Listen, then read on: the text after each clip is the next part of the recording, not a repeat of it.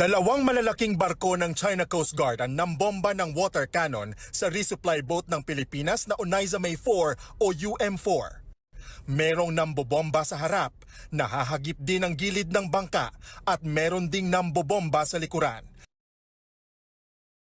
May pagkakataon pang sabay binobomba ng tubig ang walang kalaban-labang bangka ng Pilipinas.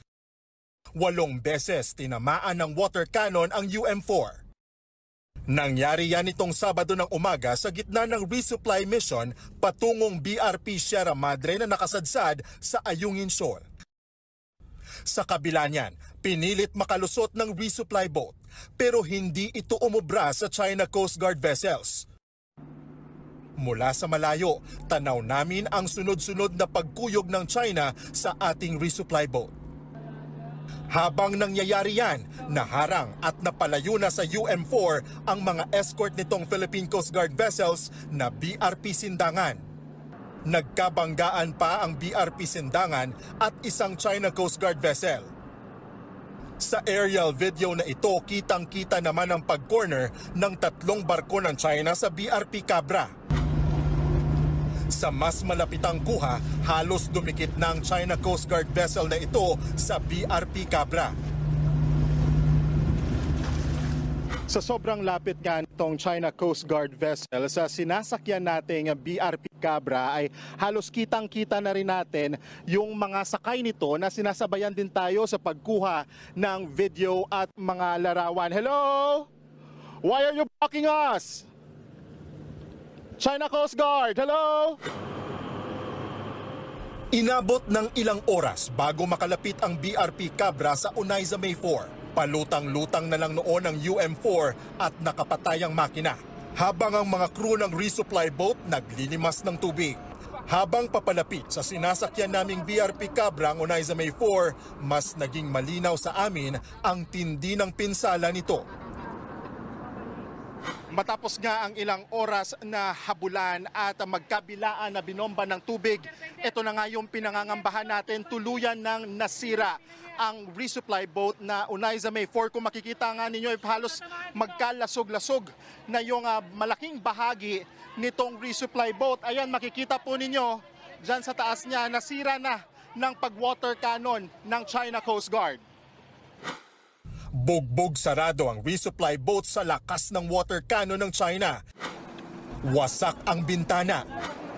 Gayon din ang gilid at nagkalat sa loob ng UM4. Halos matuklap din ang kisame nito at nagkapunit-punit pa ang mga trapal.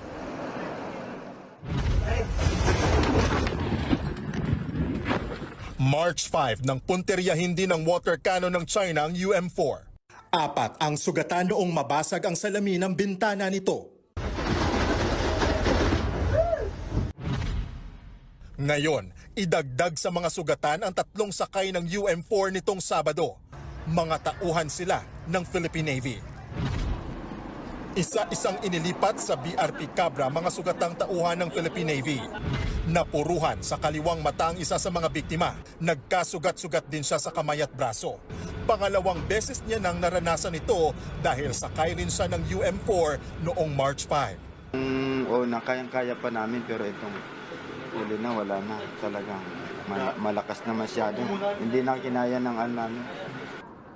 Nasa bridge o control ng resupply boat daw sila noon nang targetin sila ng water cannon ng China. Sa lakas ng buga ng tubig, kanya-kanya silang pulasan. Nag-cover na talaga kami kung saan pa kami pwede mag-cover. Kaso wala na kami matakbuhan doon. Doon na lang kami sa isang kwarto. Napadasal naman ang isa sa mga biktimang tinamaan sa ulo at napilayan sa paa. Nanginginig at namimilipit daw siya sa sakit. Saan po kayo, sir, tinamaan at anong masakit po ngayon, sir, sa inyo, sir? Hindi ko, sir. Pa ako, sir, napilayan ako. Hindi natuloy ang Oneida May 4 sa Ayungin Shoal. Pero nagpadala ng rubber boat ang Philippine Navy para mailipat ang mga supply nito at mahatid sa BRP Sierra Madre. Agad naman yan tinapatan ng China at nagpadala rin ng 2 rubber boat para magmanman.